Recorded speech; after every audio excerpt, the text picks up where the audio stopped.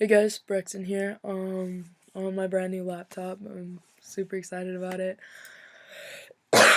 So I will probably be doing all my videos from my laptop from now on.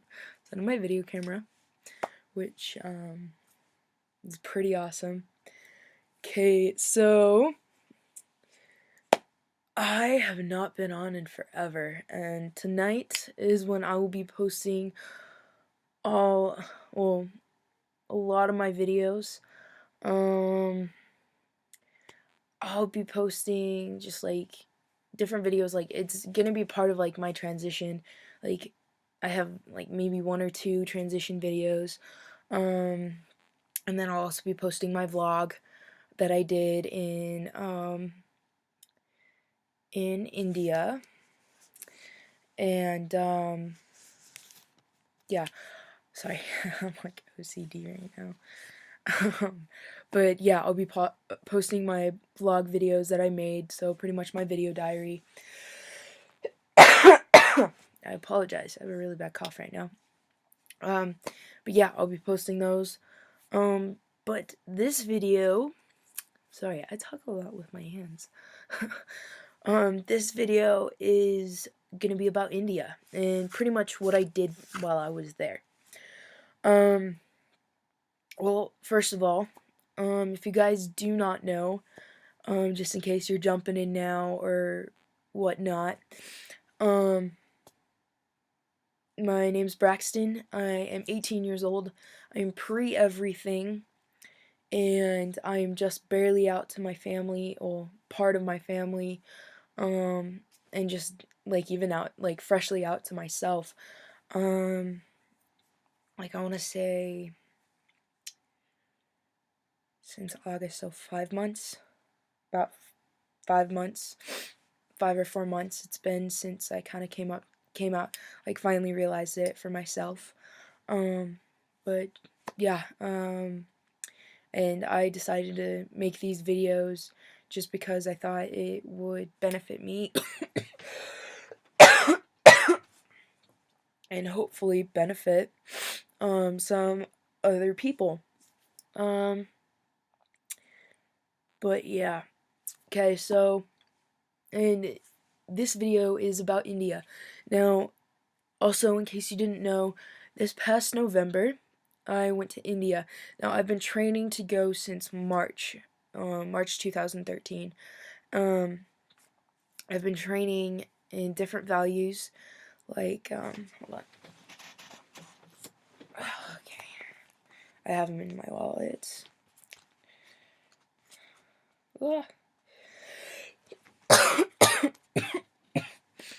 Wait, right here. He's making a difference worldwide. And these are all of our leadership values. Okay, so it says integrity, vision, inspiration, courage, compassion, forgiveness, and gratitude. Like, those are all of our oh my gosh, sorry. Those are all our values. So, I'll read this off. It's gonna be a long video, just so you know. So it says our mission: Youth Making a Difference is a year-long leadership training program for teens. Why MAD builds responsible leaders. We provide teens the opportunity to make a difference personally, locally, and globally. These experiences create a life-changing perspective. Integrity. You will be trained in a new level of integrity. You will have the ability to bring honor to your word. Your productivity, your relationships, and confidence will dramatically increase as you develop mastery in living a life of integrity. You will be vision. You will be trained in creating vision. You will have the ability to create a vision for yourself and others that goes beyond what is predictably going to happen and may go beyond what anyone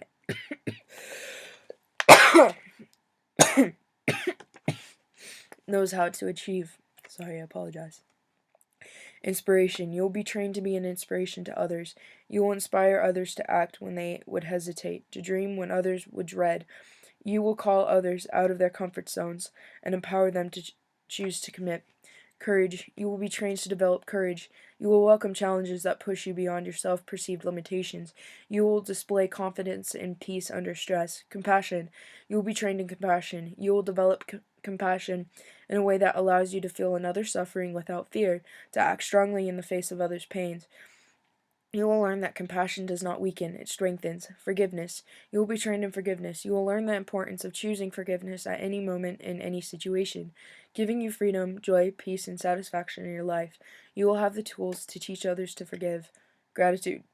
You will be trained in expressing gratitude. You will have the tools to express gratitude by word and deed in a way that positively affects those around you. And those are the values that I learned for the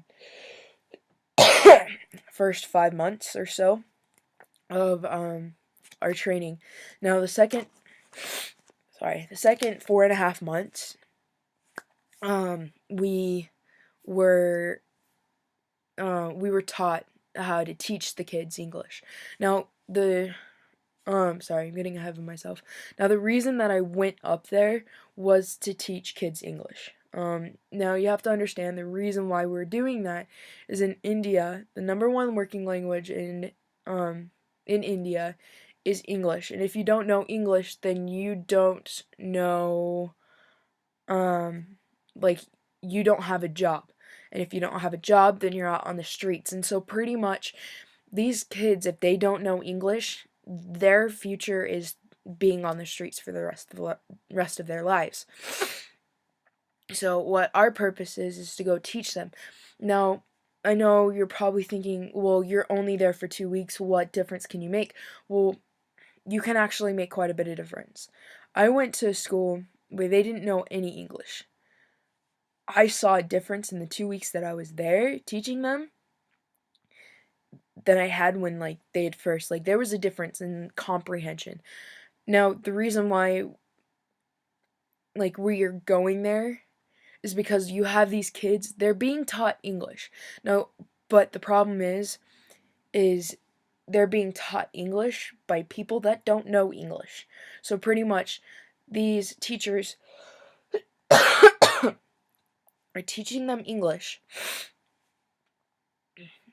but all they're doing is they're saying words and the kids are repeating them. So they're not consciously understanding it. So it's like, for us, it would be like, say you're in a Spanish class and a teacher tells you to repeat them. Pretty much tells you to say, "Hola, ¿cómo estás?" Say, you don't know what that means. Okay? You don't understand that "Hola, ¿cómo estás?" is hello, how are you? You just are literally just repeating what they say with no comprehension. All it is just blah, blah, blah. Okay, so that's what happens when these teachers are teaching them English. And so that's why we're going over there to teach them English, is because we understand it. And what we're trying to do is we're trying to teach them the comprehension of English so they can comprehend what they're saying and they can start building sentences. So I trained for 9 months to do this. Well, I left November 16th, and I didn't get back until December 2nd. We traveled. We started in Salt Lake, because Salt Lake is where I'm from, just in case you're watching me and you're in some other state. I live in Salt Lake City, Utah, and, so we started out in Salt Lake, and we got on a plane at about, I got to the airport at about 5:30 in the morning, so I was up at 4 in the morning. I'm not a morning person, like, at all. So we get to the airport at about 5:30. We check our bags just to make sure that our bags get on the plane that we were taking to San Fran, because if they didn't, then we'd be in a lot of trouble. So we leave Salt Lake at 8:30 in the morning, and we fly to San Fran. Now, mind you, like, I don't know a lot of the times, just because I was in a different country. I don't know how time works, that type of thing. So we leave Salt Lake City at 8:30 in the morning. We have like a 2-hour flight from Salt Lake to San Francisco, and then we stop in San Francisco and we have like a 3-hour layover. So we just go get food, and then chill until we board our flight, and then we go from San Francisco to Singapore, Singapore to Seoul, Korea, and Seoul, Korea to Delhi, I think. No.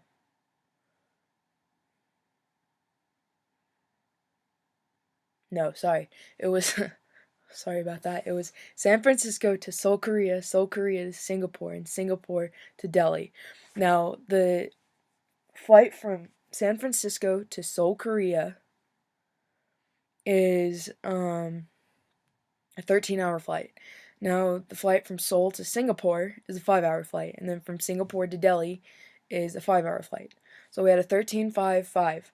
Now, the first 13 and 5-hour flight is on the same. Now, mind you, like all of this they're all Singapore Airlines. Well, the 13 and 5 is on the same airplane. All we're doing is we're stopping in Seoul, Korea, refueling. Like we get off the plane, we go through security, we get back on the plane. So it gives them enough time to just clean up a little bit, and also sorry. And then also um crap sorry, clean up and refuel. I have issues with losing my train of thought. I apologize. So they clean up, they refuel. We get back on the plane after going through security again. Then we take our 5-hour flight from Seoul to Singapore, and then we switch planes. So we get on a different plane, but it's also Singapore Airlines. Like, there are two different types of planes. Don't ask me to explain, it's complicated. So we go through security again and get to another gate and get on a different plane. Alright? So after doing from Singapore to Delhi, we get off the plane in Delhi. We had to get our bags. We had to grab our bags and get them through the Delhi airport, and then we had to get them on a bus, and we had to get it to another part of the airport. Like, the airport is massive, so we had to it took us 15 minutes to drive from one end of the airport to another, or just different sections. I don't know how to explain it. It was like one section of the airport and then another section of the airport. And the section we were going to was for small planes like jets. So we grabbed our bags in front of the airport that we were going into to wait for our flight, for a jet flight. We had all of our bags, and we got into this big truck, and we just packed all of our bags. Now, mind you, there was 38 of us. No, 35 of us. So there were 70 bags. And so we had to pack 70 duffel bags. I think I showed you guys, I don't think I showed you guys. Damn. I didn't show you guys the size of bag. The size of bag was, pull you back, was this long, and this big around. No joke. The average weight of each bag was 50 pounds. Let me tell you, it's not fun to carry. So we got the bags into the truck. Now, the truck was driving from Delhi to Chamba. That's a long, and I mean long drive. I can't tell you how long it is, because I don't know. It was, I want to say 8 o'clock in the morning, 7 o'clock in the morning. No, I don't think it was that early. More of 8 or 9, maybe 10 in the morning, and it didn't get to Chamba until 5 o'clock in the morning the next day. So we pack our bags into the truck. The truck drives to Delhi from Chamba, because we can't get our bags onto the jet, because the jet is so small. It's literally 2 and 2 on each side, and you can see from one end to the other. And then the only bags that you have can be carry-on, and they're in the carry-on luggage thing, and they're not that big. So they had to drive the bags up. Well, we flew from Delhi to Dharamsala, and then we did our 7-hour drive from Dharamsala to Chamba. Now, in the Delhi airport, we got our different money, and I do have some rupees. Here's a rupee, and yes, that is Gandhi. And this is 10 rupees.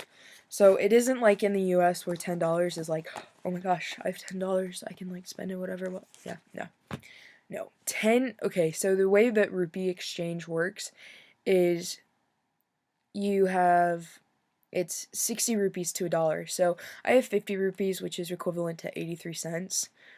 They're still cool. So yeah, and that's how the flight and everything worked.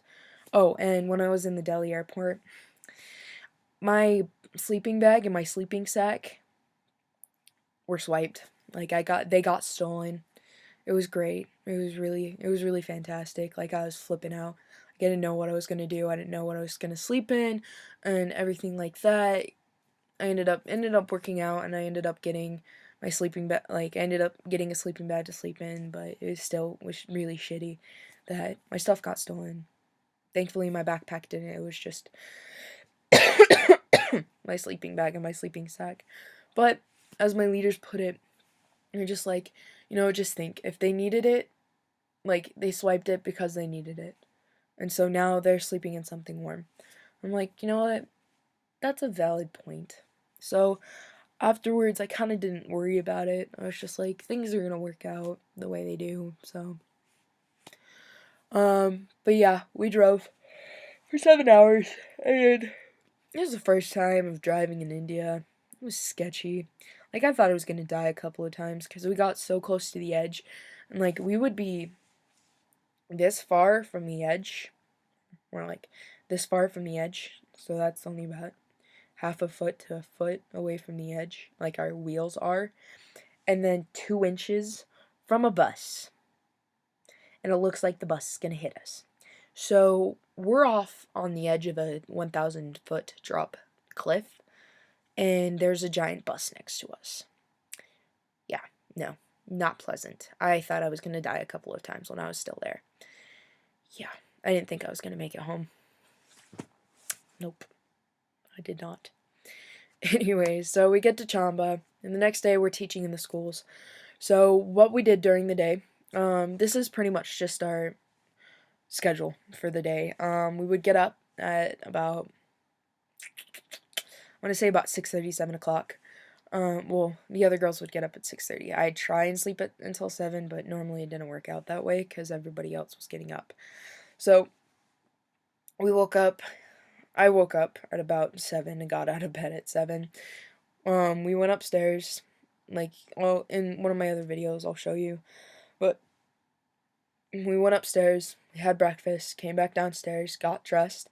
Now, mind you, this was extremely difficult for me because in India, it's extremely genderized. Like, there is a huge division between gender there in India. There are women, and then there are men, and they dress completely differently, and there is a huge line between the two. Well, because we had uniforms, and because I'm a girl, I had to dress as a girl. And so I was wearing a woman's uniform, and it was super frustrating because no one in my expedition knew that I was transgender, that I was male, that type of thing. And so it was super frustrating because every day I would have to wake up and put on the same uniform, and it freaking just, I was unhappy about it. So that was really hard for me. But I got up, got dressed, and then we went up to the roof, and we got our education bags ready for the day. And then about 8:30 we left. I am so sorry.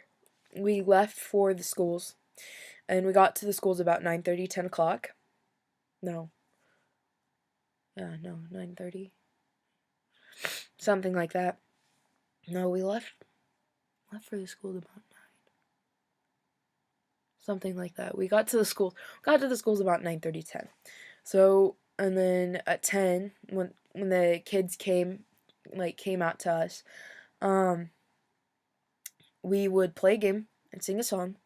Then we get started, and we do about 3 half-hour lessons before lunch. And then we have lunch, and then we play a game, and then we'd have lunch, and then we come back from lunch, and we'd play another game, and then we would teach for another 2 half-hour lessons, and then we would we'd play some games and everything. We'd play around with them and have fun for a good half hour, 45 minutes, and then we would leave, and then we would go to our ashram. Now the ashram was in a different village than our school was. And we would go play with the boys from 3 to 5. So literally it was 2 hours of pure playtime. So much fun. Like, I love the boys. Like, I'll have to post on videos of what we did and everything. And I apologize, this is turning in, like, this is a 20-minute, and it's gonna be a little bit longer.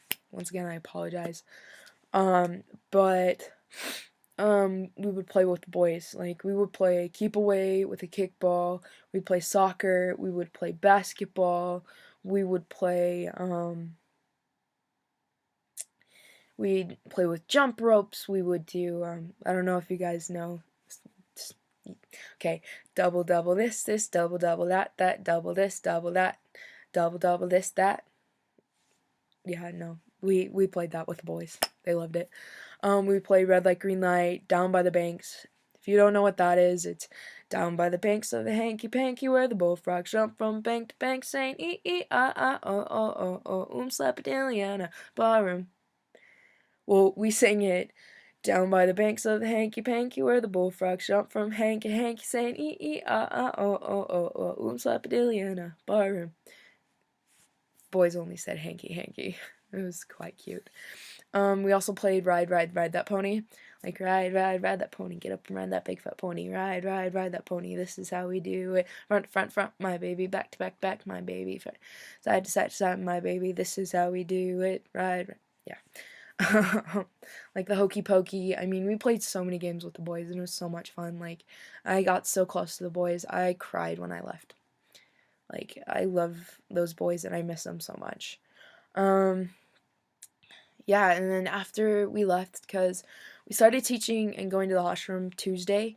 We were there Tuesday, Wednesday, Thursday, Friday. We had an international exchange day Saturday. Sunday, we just chilled. And then we were back in the schools Monday, Tuesday. Tuesday was our last day in the ashram, and then Wednesday was our last day in the schools. Tuesday, we painted a mural for the boys on their wall. And then we also, on Wednesday, we painted in one of the classrooms. So, yeah, it was a lot of fun. And then we left Chamba on Thursday.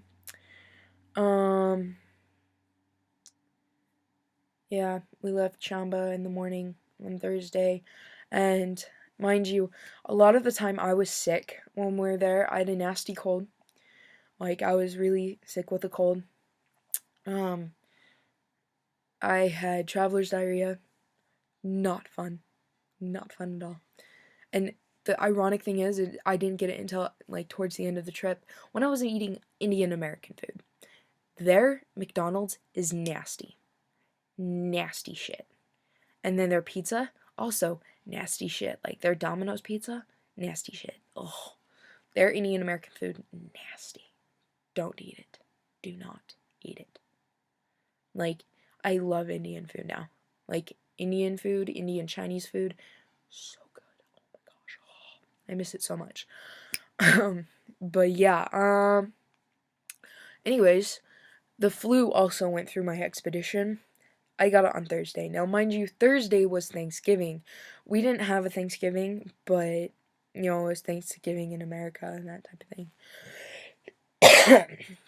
But yeah, I was throwing up all day Thursday, and then Friday morning. It was great. And Thursday we traveled all day. So we were in cars from 10 in the morning until 6 o'clock at night. And I was puking the whole way there. Like, after I puked up all of my breakfast, I drive heaved, and then I puked up any liquids, like, which was water that I drank, and then I drive heaved some more. It was not fun. Like, I could not keep anything down. Then we up going on the night train at about 8 o'clock at night. Yeah, 8 o'clock-ish. And that was closer to 6. It was closer to 6. We got there about 5. So we got there about 5. We got on the night train at 6. And we drove, we had a 12-hour, oh, sorry. We had a 12-hour, night train ride from wherever we were. I don't know where we were. We were somewhere in India, to Delhi. And then we got on a tour bus and we drove for 7 hours from Delhi to Jaipur. And then we were in Jaipur for 2 days. What we did was we got to Jaipur. We went shopping for about an hour and a half. And then we went and had dinner, and then we got back to the hotel, and then we went to bed, and then we got up early in the morning, and we went and we rode elephants, and then we went to, I can't remember the name of the fort for the life of me, but we went to a fort, which is in Jaipur, and it houses, royalty in India. And then right after the fort, we left for Agra, another 7 hours. And then we got up once again really early in the morning. And we went and saw the Taj Mahal. And then we left straight from the Taj Mahal for another 7-hour bus ride from Agra to Delhi. Now, mind you, we would have gotten to Delhi earlier, but we took a 2-hour detour, and we went bus four-wheeling. It was great. There were so many potholes in the ground. It literally, the whole time, like, literally, that's how it was the whole entire time. It was ridiculous. But yeah, we got to Delhi. We went and had McDonald's, worst food in my life. Like, we all got sick afterwards. Like, none of us puked, but we all were sick. It was, yeah, and then we went to the airport. We got through customs, and then we flew from Delhi to Singapore for a 5-hour flight, and then from Singapore to Seoul, Korea for a 5-hour flight, and Seoul, Korea to San Francisco, 13-hour flight. Then we had like 2-hour to 3-hour layover, and like by the time I left the schools, like we were leaving Chamba, I wanted to be home, so I was ready to be home. So we got to San Francisco, had our 3-hour layover, and then we flew home, and I ended up getting home about 6:40, 7 o'clock at night, and yeah, on December 2nd, and that's pretty much what I did. But I'm gonna just a quick overview of what I did in school. Well, actually, I already told you. Duh. So sorry, I'm gonna shut up now. And since this has turned into a half-hour video, I don't know if any of you are gonna watch this, but if you do, thank you. And once again, thank you so much for all the support that I've been getting. Like, even just, like, you guys watching my videos is support. Like, and, like, I know that, like, some of you are watching it because you want some input on, like, what other guys are going through or things like that. So, yeah, like, I just want to say I commend you and thank you for all the support that you have given me and just by watching my videos. I love you guys. Just stay strong, my brothers. And just, you have other brothers out there and you have a family out there. And, like, please feel free, once again, feel free to Facebook message me. Want to talk with someone? I'm so open. My Facebook page is Braxton Jason Davis, BraxtonJayson Davis, Davis. Facebook message me, you guys. Like, I'm down to talk. If you guys need to talk, if you guys just need a bro, if you need a brother just to help you out, just Facebook message me, alright? Alright, Braxton out. Peace.